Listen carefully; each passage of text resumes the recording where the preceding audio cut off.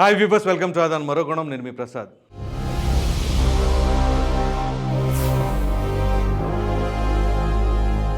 పవన్ కళ్యాణ్ గారి వారాహి 3వ యాత్ర ఉత్తరాంధ్రలో ప్రారంభమైన దగ్గర నుంచి కూడా అధికార వైఎస్ఆర్ పార్టీ కంటి మీద కునుకులేదు. ముఖ్యంగా విశాఖపట్నం ఎంపీ అయినటువంటి MVV సత్యనారాయణ గారు ఆయన కొన్ని వ్యాఖ్యలు చేశారు పవన్ కళ్యాణ్ గారిని ఉద్దేశించి.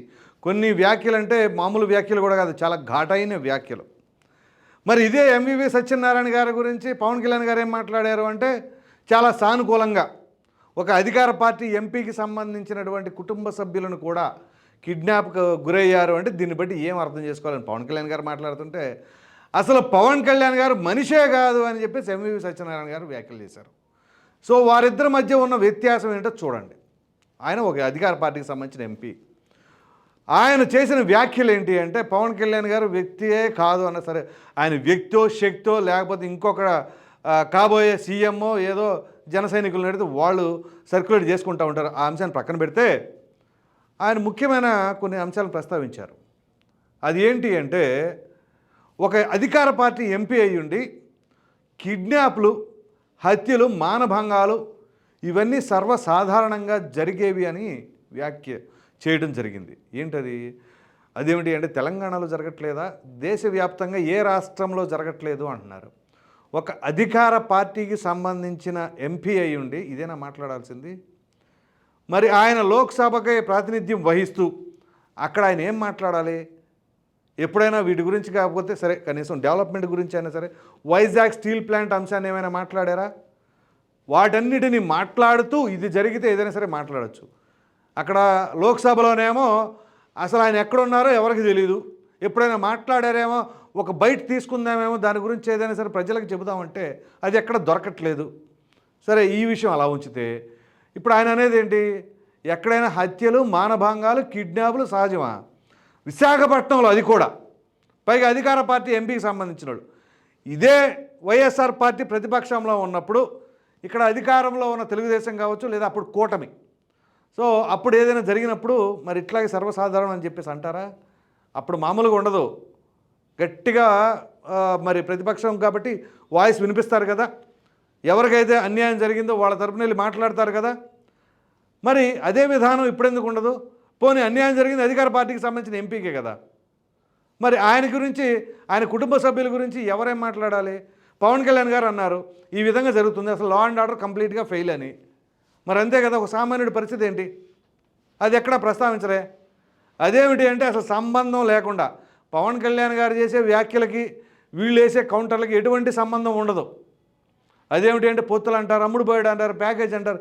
ఇక ఇప్పుడు కాదు అప్పుడు కాదు, మేము పుట్టనప్పుడు ముందు నుంచి కూడా ఇదే మాట చెప్పినట్టుంది.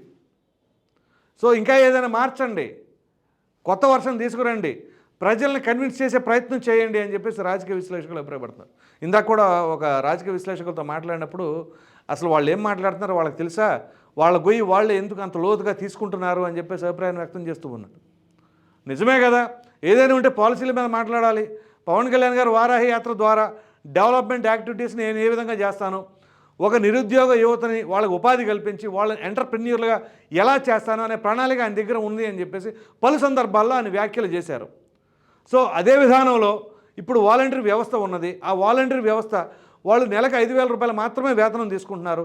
ఇలా కాదు, వాళ్ళని ఇంకొంచెం అభివృద్ధిలో తీసుకెళ్ళాలి, వాళ్ళ నైపుణ్యాలను పెంచాలి అని చెప్పేసి పవన్ కళ్యాణ్ గారు అభిప్రాయం వ్యక్తం చేస్తున్నారు. ఆయన చెప్పే వాటిలో ఏదైనా లోటుపాట్లు ఉంటే మీరు గుర్తించండి. అదేవిధంగా ముఖ్యంగా ఏదైతే ప్రస్తుతం సంక్షేమ పథకాలు అని చెప్పేసి వైఎస్ఆర్ ప్రభుత్వం ప్రజల అకౌంట్లో వేస్తుందో, పేద ప్రజల అకౌంట్లో, ఆ యొక్క పథకాలను కూడా ప్రభుత్వం మారితే రావు అని అనుకోమాకండి, వచ్చేలాగా చేస్తానంటున్నారు. అయితే ఇక్కడ పవన్ కళ్యాణ్ గారు ఇంకొంచెం స్పష్టంగా చెప్పవలసిన అంశాలు కొన్ని ఉన్నాయి.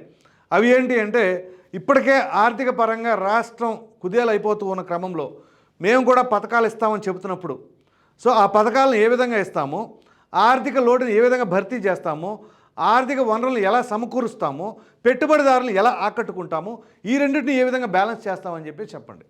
సో ఇప్పుడు చంద్రబాబు నాయుడు గారు ఏదైతే 2047 విజన్ అని చెప్పేసి అన్నారో, సో ఆ ప్రకారంగా పెట్టుబడిదారులను తీసుకొస్తాము.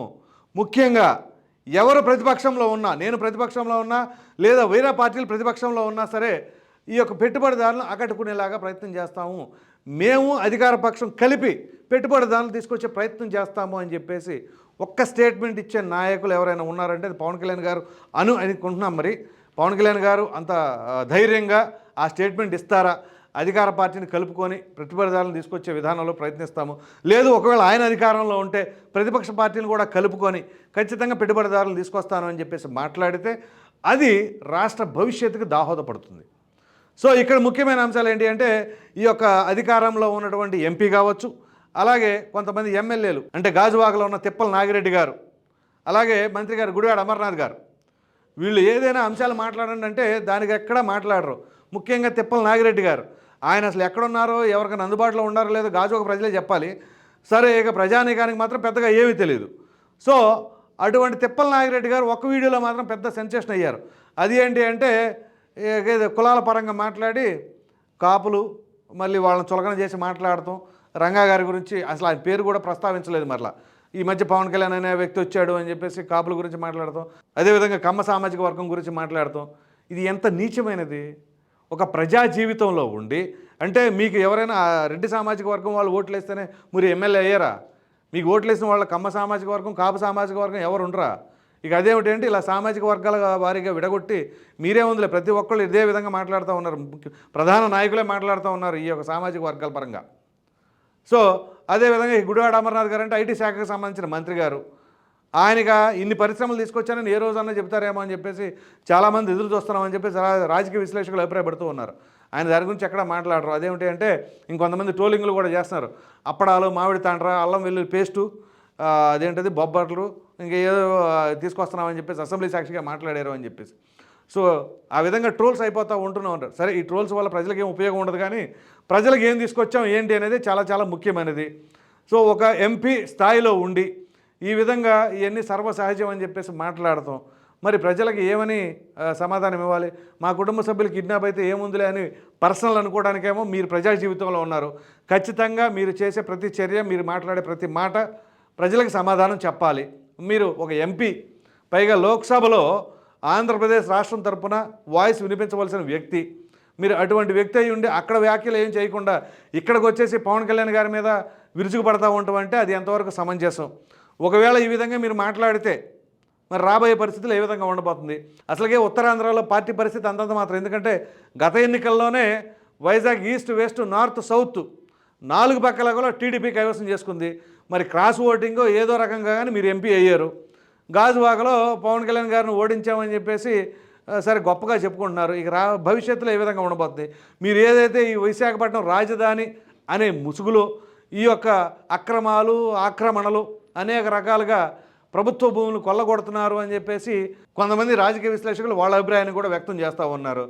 అసలు దీని వెనకాల ముసుగు రాజకీయం ఏంటి అంటే 3 రాజధానులు అనేది ఇప్పుడు గతంలో అమరావతి రాజధాని అనేది అప్పుడు తెలుగుదేశం పార్టీ హయాంలో జరిగింది కాబట్టి వీళ్ళు కూడా ఒక ఛాన్స్ తీసుకొని వీళ్ళు కూడా ఎక్కడో చోట ప్రభుత్వ భూములన్నీ కూడా వీళ్ళ స్వాధీనంలోకి తెచ్చుకోవాలి.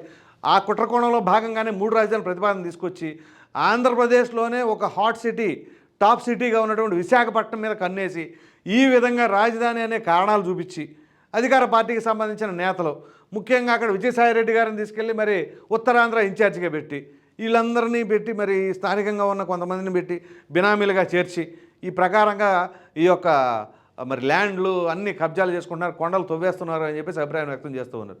సో ఓవరాల్గా ఇక్కడ జరుగుతున్నది ఏంటి అంటే ఆంధ్రప్రదేశ్ని వాళ్ళ పేరు మీద వీళ్ళ పేరు మీద ఏదో రకంగా పెట్టి అతలాకుతలం చేసి ఎంతో ప్రశాంతమైన విశాఖపట్నం నగరంలో గంజాయి, కిడ్నాపులు, హత్యలు అన్నీ జరుగుతూనే ఉండే. ఏది ఒకప్పుడు ఏదో బీహార్లోనో ఉత్తరప్రదేశ్లోనో బంగారం కోసం హత్యలు చేశారంటే ఇవాళ సాక్షాత్తు ఒక వాలంటీరే పెందుర్తిలో ఓ వృద్ధ మహిళని ఆ విధంగా బంగారం కోసం హత్య చేశారు అంటే ప్రజల పరిస్థితి, ఆర్థిక స్థితిగతులు ఏ విధంగా ఉన్నాయి, వాళ్ళ మైండ్ సెట్లు ఎలా మారిపోయినాయి అనేది కూడా అర్థం చేసుకోవాల్సిన బాధ్యత ప్రభుత్వం పైన, ఆ యొక్క నాయకుల పైన ఉన్నది. సో ఇప్పటికైనా సరే బాధ్యతాయుతంగా పవన్ కళ్యాణ్ గారికి కౌంటర్లు వేసామా, చంద్రబాబు నాయుడు గారిని ఎండకట్టామా, అన్నింటికంటే కూడా ప్రజలకు ఎంతవరకు మనం మంచి చేశాము అది ప్రజలు ఆలోచించుకుంటారు. మీకు ఓటు వేయాలా వేయకూడదా, జగన్మోహన్ రెడ్డి గారు చాలా బాగా చేశారా, చంద్రబాబు నాయుడు గారి కంటే లేదు దారుణంగా ఉందా, లేదు చంద్రబాబు నాయుడు గారు జగన్మోహన్ రెడ్డి గారు ఇద్దరు ఒకటేనా, ఇంకో అవకాశం పవన్ కళ్యాణ్ గారికి ఏమైనా ఇద్దామా, ఇట్లాంటివన్నీ కూడా ప్రజలు ఆలోచించుకుంటూ ఉంటారు. అది మీరు విడమర్చి చెప్పినా చెప్పకపోయినా ప్రజలు చాలా విఘ్నులు.